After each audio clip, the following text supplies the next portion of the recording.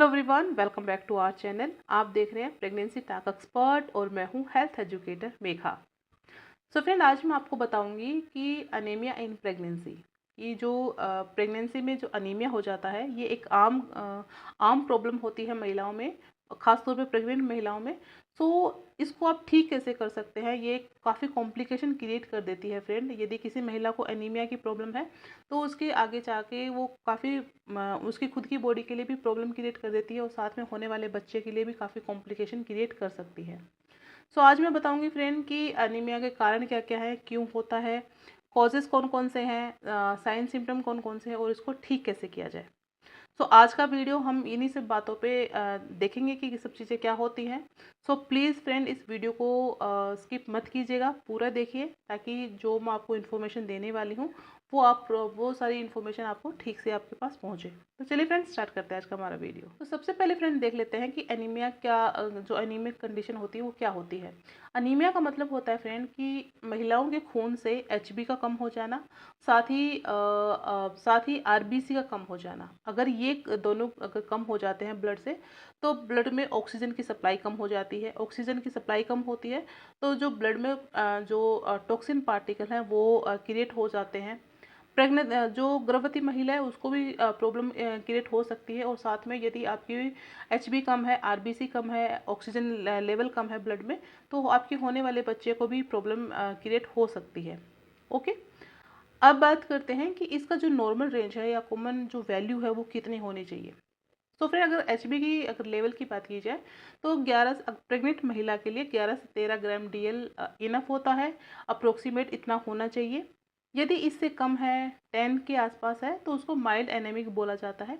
यदि 7 से भी नीचे है तो उसको काफ़ी क्रिटिकल हो सकता है महिला के लिए, या उसको सीवियर एनेमिक बोला जाता है।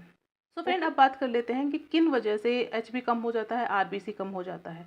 तो उनके कॉमन कॉजेज होते हैं फ्रेंड कि शरीर में से आयरन की कमी हो जाना, फोलेट की कमी हो जाना, विटामिन बी 12 की कमी हो जाना और साथ ही विटामिन सी की कमी हो जाना। सो यदि इन चीज़ों की आपकी बॉडी में कमी है तो आपकी जो एचबी लेवल है उसमें अब कमी आएगी, और जो रेड ब्लड सेल्स है या आरबीसी है उसमें कमी आ सकती है। और ये सारे फ्रेंड, अगर इसमें आरबीसी में कमी आती है, एचबी में कमी आती है, तो आपकी ब्लड में ऑक्सीजन सही से नहीं जा पाएगा। ऑक्सीजन नहीं जाता तो और काफ़ी प्रॉब्लम क्रिएट होती है।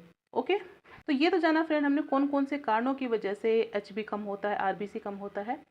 अब बात करते हैं कि यदि किसी महिला एनीमिक है या कोई महिला एनीमिक है तो उसकी बॉडी में कौन कौन से प्रभाव देखे जाते हैं, कौन कौन से लक्षण आपको दिखाई देते हैं। तो सबसे ज़्यादा स्ट्रॉन्ग सिम्टम होता है फ्रेंड कि महिलाओं को बहुत ज़्यादा थकान रहती है, क्योंकि विटामिन बी 12 कमी से, आयरन कमी से महिलाओं को बहुत ज़्यादा थकान रहती है। उनको भूख नहीं लगती है, स्किन का पेल हो जाना, सर दर्द हो जाना, हार्ट बीट तेज रहना, कमजोरी सी फील होना, चक्कर आना। तो ये सारे सिम्टम आपकी एचबी की कमी से या आरबीसी की कमी से या एनीमिक कंडीशन में पेशेंट में देखे जाते हैं। ये सारे सिम्टम फ्रेंड, ये सारे स्ट्रॉन्ग सिम्टम हैं जो एनीमिक पेशेंट में देखे जाते हैं। अब बात करते हैं फ्रेंड कि यदि कोई भी एनीमिक पेशेंट है, यदि वो अपने लेवल को सही नहीं करती है, एचबी अगर उसमें पूरा नहीं होता है, तो मदर और बच्चे में कौन कौन सी कॉम्प्लिकेशन देखने को मिलती है। तो कॉम्प्लिकेशन की बात की जाए फ्रेंड, ये आपके बच्चे पे बुरा प्रभाव डाल सकता है। प्रीमेच्योर डिलीवरी क्रिएट कर सकता है, यानी कि डिलीवरी डेट से पहले ही प्रीमेच्योर बच्चा पैदा हो सकता है। सेकंड है कि उसका जो वेट है वो नॉर्मल नहीं होगा, या फिर कम वेट का बच्चा पैदा हो सकता है। नेक्स्ट वन है कि बच्चे में कोई माल न्यूट्रिशन की प्रॉब्लम हो सकती है, या फिर उसमें कोई कॉम्प्लिकेशन क्रिएट हो सकते हैं। महिलाओं को इन्फेक्शन होने के चांसेस काफ़ी हाई होते हैं, क्योंकि वहाँ पे ब्लड सप्लाई में ऑक्सीजन की कमी होती है, तो महिलाओं में इन्फेक्शन और साथ इन्फेक्शन होने के चांसेस होते हैं। और साथ ही जब महिलाओं की डिलीवरी होती है तो वहाँ पे काफ़ी ब्लड लॉस होता है, तो वहाँ पे भी महिलाओं को कॉम्प्लिकेशन क्रिएट हो सकती है। ये सारी चीज़ें फ्रेंड कॉम्प्लिकेशन क्रिएट होती हैं एनीमिक पेशेंट के साथ। अब बात करते हैं इसके ट्रीटमेंट की या इलाज की। तो इलाज की बात की जाए फ्रेंड, ये दो तरीके से इसका पहले तो डॉक्टर्स को हर ट्राइमेस्टर में पूरा सीबीसी करती हैं, एचबी काउंट करते हैं। सीबीसी का मतलब होता है कंप्लीट ब्लड टेस्ट या कंप्लीट ब्लड काउंट। तो वो सारा करती है, जिसमें एचबी भी पता चल जाता है, वाइट ब्लड सेल भी पता चल जाती है, आरबीसी पता चल जाती है। तो अलग अलग ट्राइमेस्टर में वो चेक करवाती रहती है, उसके अकॉर्डिंग वो मेडिकेशन या जो और भी जरूरत पड़ती है वो सब चीज़ें देती है। सो फ्रेंड, डॉक्टर के हिसाब से अलग अलग तरीके से वो आपका इलाज कर सकते हैं। कॉमनली देखा जाता है फ्रेंड कि एनीमिक पेशेंट को दो तरीके से खाने पीने में सावधानी बरतने की ज़रूरत होती है। डॉक्टर सलाह देती हैं कि पहला तो होता है कि आप अपनी जो डाइट खाती हैं उसमें वो सारी चीज़ें हों जो आपकी न्यूट्रिशन वैल्यू को पूरा करें। सो ये होता इसलिए है कि आपकी खाने में आयरन की कमी होती है, तो आप आयरन की चीज़ें खाएंगे, साथ ही फोलेट खाएंगे। फोलेट वाली जिससे ऐसी चीज़ें जिसमें फोलेट अच्छा हो, आयरन अच्छा हो, विटामिन B12 हो, और साथ ही विटामिन C की चीज़ें खाएंगे तो आपकी एचबी भी पूरा होगा और उसमें रेड ब्लड सेल की भी जो रेड ब्लड सेल भी पूरा होगा। ठीक है। सो आपको खाने में अच्छी चीज़ें खानी है, आपको हरी पत्तेदार सब्जियां खाने हैं, खट्टे फ्रूट्स खाने हैं, आपको डेयरी के प्रोडक्ट खाने हैं, नट्स आपको खाने हैं, सारे अनाज आपको खाने हैं, दालें खानी हैं, और साथ में आपको अगर सीड खा सकते हैं। उसके साथ ही यदि आप नॉन वेजिटेरियन हैं तो आप एनिमल प्रोडक्ट यूज कीजिए, लीन मीट खा सकते हैं, फ़िश खाइए, अंडे खाइए, चिकन की आप लीवर खा सकते हैं।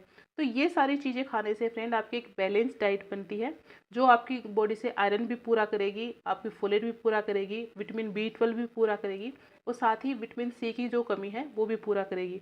और इन सारी अगर आपकी न्यूट्रिशन वैल्यू पूरी होती हैं तो नेचुरली आपकी जो ब्लड सेल्स है वो बढ़ जाएंगी, साथ ही एचबी लेवल भी पूरा हो जाएगा। और ये क्योंकि फ्रेंड ये सारी चीज़ें आपकी ब्लड के फॉर्मेशन को बढ़ाती हैं। ओके। नेक्स्ट चीज़ होती है फ्रेंड कि डॉक्टर कुछ ऐसे सप्लीमेंट्स प्रोवाइड करवाते हैं जिससे आपकी फोलेट की जो वैल्यू पूरी करते हैं। उनमें आयरन होता है, फोलेट होता है, विटामिन B12 होता है, और साथ ही उसमें विटामिन C होता है। तो ये सारी चीज़ें आपको सप्लीमेंट के थ्रू भी प्रोवाइड करवाई जाती हैं। तो आपको दोनों चीज़ें कंज्यूम करनी होती है, डाइट भी अच्छी कीजिए और साथ ही आपको सप्लीमेंट्स भी खाने होते हैं जैसे आपके डॉक्टर ने एडवाइस किए हैं। ऐसा करके फ्रेंड आप एक बैलेंस डाइट ले सकते हैं और आपकी जितनी भी एचबी की प्रॉब्लम है या रेड ब्लड सेल की प्रॉब्लम है उसको आप खुद ब खुद ठीक कर सकते हैं। तो ये था फ्रेंड आज का हमारा वीडियो। आई होप इससे आपको कुछ इन्फॉर्मेशन मिली होगी। इसके रिगार्डिंग आपकी कोई क्वेरी रहती है, कुछ पूछना चाहते हैं तो आप मुझसे पूछ सकते हैं। और ऐसा ही कंटेंट देखने के लिए मेरे साथ जुड़े रहें। आज के लिए इतना ही, कल फिर मिलेंगे, तब तक अपना ध्यान रखें।